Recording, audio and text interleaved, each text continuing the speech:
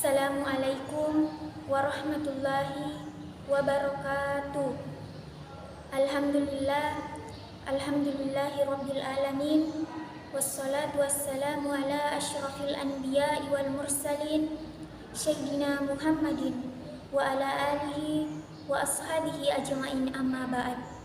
Pertama-tama, marilah kita panjatkan puja dan puji syukur atas kehadirat Allah Subhanahu wa Ta'ala yang telah memberikan rahmat dan hidayahnya, sehingga kita masih sempat hadir di tempat yang penuh mubarakah ini. Salawat serta salam tak lupa pula kita kirimkan kepada junjungan Nabi besar kita, Nabiullah Muhammad sallallahu alaihi wasallam. Nabi yang telah mengangkat derajat umatnya dari alam kegelapan menuju alam yang terang benderang, atau dengan kata lain, minaz zulumati ilan nur. Pada kesempatan ini, izinkanlah saya membawakan sebuah ceramah Islamiyah terkait dengan akhlakul karimah di dalam konsep agama Islam. Teman-teman, seperti yang kita ketahui bahwa akhlak merupakan perangai, tabiat atau kebiasaan. Di dalam konsep agama Islam, akhlak ada dua, yaitu akhlak mahmudah atau akhlak yang biasa kita kenal sebagai akhlak terpuji, dan akhlak masmumah yang biasa kita kenal sebagai akhlak tercela. Akhlakul karimah tentunya adalah akhlak terpuji, sebagaimana firman Allah Subhanahu wa Ta'ala dalam Al-Qur'an. A'udzubillahi minasyaitonirrajim. Bismillahirrahmanirrahim. Wa innaka la'ala hulkin azim. Yang artinya, sesungguhnya engkau Muhammad berada di atas budi pekerti yang agung. Quran Surah Al-Qalam ayat 4. Dalam firman Allah Subhanahu wa Ta'ala tadi, kita dapat simpulkan bahwa Nabi Muhammad sallallahu alaihi wasallam merupakan suri tauladan yang baik. Beliau memiliki perilaku dan perbuatan yang dapat kita jadikan teladan dalam kehidupan sehari-hari. Dengan menjaga akhlak, kita dapat mendekatkan diri kepada Allah Subhanahu wa Ta'ala. Terdapat beberapa akhlak Nabi Muhammad SAW dan para sahabat yang dapat dijadikan sebagai tauladan dalam kehidupan sehari-hari kita. Yang pertama, yaitu saling memberi nasihat kepada sesama muslim. Yang pertama, kita harus memberikan nasihat kepada sesama muslim atau masyarakat sekitar. Prinsip memberi nasihat kepada sesama muslim dan saling tolong-menolong dalam kebaikan sudah dicontohkan oleh Nabi Muhammad SAW dan para sahabatnya. Kemudian yang kedua yaitu jujur dan amanah. Jujur dan amanah akan membawa seseorang dalam kemuliaan, akan menjauhkan dari nistanya kedustaan. Akhlak terpuji juga akan meninggikan wibawa dan derajat seseorang. Seperti yang dikatakan oleh Nabi Sallallahu Alaihi Wasallam, hati-hati dengan perkataan dusta, karena perkataan dusta akan membawa kita kepada neraka. Selanjutnya yaitu lemah lembut dan tidak mudah marah. Lembut itu indah. Begitulah kata Nabi Sallallahu Alaihi Wasallam dalam sebuah hadis yang artinya, sesungguhnya kelembutan tidak ada pada sesuatu hal melainkan sebuah keindahan. Hadis riwayat Muslim.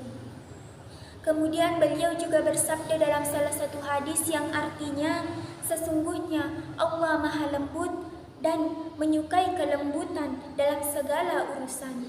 Hadis riwayat Bukhari dan Muslim. Selain bersifat lemah lembut, kita juga tidak boleh mudah marah. Akhlak terpuji akan mengangkat derajat seorang muslim. Kemudian selanjutnya yaitu bersegera melaksanakan salat secara khusyuk. Sebagai seorang muslim, kita harus mampu bersegera dan bergegas untuk melaksanakan sesuatu yang dalam kebaikan, terkhususnya untuk melaksanakan salat wajib. Karena Nabi dan para sahabatnya selalu melaksanakan salat wajib secara khusyuk dan tepat waktu. Sebagaimana dalam firman Allah Subhanahu wa taala, Bismillahirrahmanirrahim, qad aflahal mu'minuna alladzina hum salatihim khashi'un, yang artinya sungguh beruntunglah orang-orang yang beriman, yaitu orang-orang yang khusyuk dalam salatnya. Quran surah Al-Mu'minun ayat 1-2. Selanjutnya, akhlak yang dapat kita jadikan teladan dalam kehidupan sehari-hari, yakni mudah memaafkan dan membalas kejelekan dengan kebaikan. Adab terpuji yang harus kita jadikan teladan dalam kehidupan sehari-hari, yakni membalas kejelekan dengan kebaikan dan mudah memaafkan. Dengan kita meneladani hal ini, maka akhlak ini akan memberikan ketenangan jiwa, kemuliaan diri, dan manisnya iman. Akhlak yang terakhir yaitu tidak suka mencela atau mencaci maki. Penyakit bully-membuli nampaknya sudah banyak menjamur di sebagian masyarakat, baik dari kalangan pelajar sampai masyarakat awam pada umumnya. Sebagai seorang muslim, mencaci maki dan bully-membuli sebaiknya kita hindari.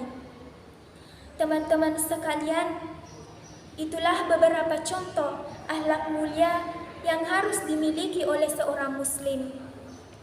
Sebenarnya masih banyak lagi akhlak mulia yang bisa kita jadikan sebagai teladan, seperti dermawan, bersikap adil, bersikap ramah tamah pada masyarakat, rendah hati, dan lain sebagainya. Teman-teman sekalian, dalam kehidupan sehari-hari, akhlakul karimah dapat dijadikan sebagai tolak ukur dalam menentukan kehormatan seseorang. Mari kita coba fikirkan dan renungkan. Apabila kita memiliki tetangga yang tabiatnya suka mabuk-mabukan atau berjudi, maka tentu orang-orang akan mengejeknya dan akan mendapatkan sanksi sosial. Dari pelajaran ini dapat kita simpulkan bahwa jika kita ingin dihargai oleh orang lain, maka kita harus menghargai orang lain pula. Dan perlu kita ketahui, ternyata tidak hanya di dunia saja kita mendapatkan hukuman jika kita melanggar peraturan atau norma yang ada. Di akhirat pun kita akan mendapatkan balasannya. Berdasarkan sabda Nabi Muhammad SAW yang diriwayatkan oleh Abu Daud, yang artinya, tidak ada yang lebih berat timbangan amal daripada budi pekerti yang terpuji. Dari sini dapat kita mengetahui bahwa bukan dalam pergaulan dan di masyarakat saja, kepada orang tua pun kita harus senantiasa berbuat baik. Mari mulai sekarang kita tingkatkan iman dan takwa kita kepada Allah dengan menjaga akhlakul karimah kepada semua orang. Teman-teman sekalian, jika kita lihat era modern kali ini, hal yang mendasar yaitu pendidikan. Pendidikan moral dibutuhkan di kalangan pelajar sebagai generasi penerus bangsa.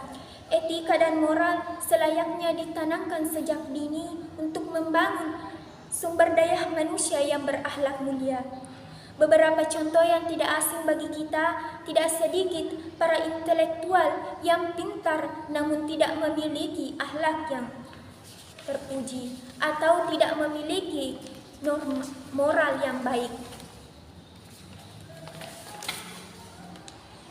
Selanjutnya, akhlak mulia merupakan sebuah kunci untuk terwujudnya kehidupan yang damai dan tentram. Dalam sejarah telah dibuktikan seorang pemimpin yang memiliki akhlakul karimah dapat menciptakan kepemimpinan yang damai dan tentram dan sejahtera.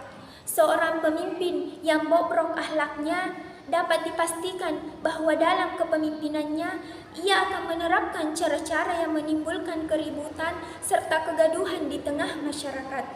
Hal ini tentunya dapat digunakan sebagai pelajaran bahwa akhlak merupakan sesuatu yang penting untuk dipergunakan sebagai fondasi dalam segala aspek. Teman-teman sekalian, Menjaga moral dan akhlak yang baik merupakan sebuah tiang untuk mempertahankan kekokohan jiwa kita. Kembangkan moral, semangat, dan tekadkan untuk terus melangkah menggenggam impian. Gapailah kesuksesan untuk orang-orang di sekeliling kita yang begitu menaruh harap besar terhadap diri kita masing-masing. Wujudkan segala apa yang kita inginkan dengan segala apa yang kita miliki. Salah satunya dengan akhlakul karimah sebagaimana yang telah dicontohkan oleh Nabi Muhammad SAW beserta para sahabatnya. Demikian ceramah yang dapat saya sampaikan terkait dengan akhlakul karimah. Apabila terdapat hilaf dan salah dalam tutur kata atau dalam bersikap, saya memohon maaf sebesar-besarnya. Kepada Allah tempat kita kembali dan mohon ampunan. Sekian, minallahil musta'an wa alaihi tiklan. Assalamualaikum warahmatullahi wabarakatuh.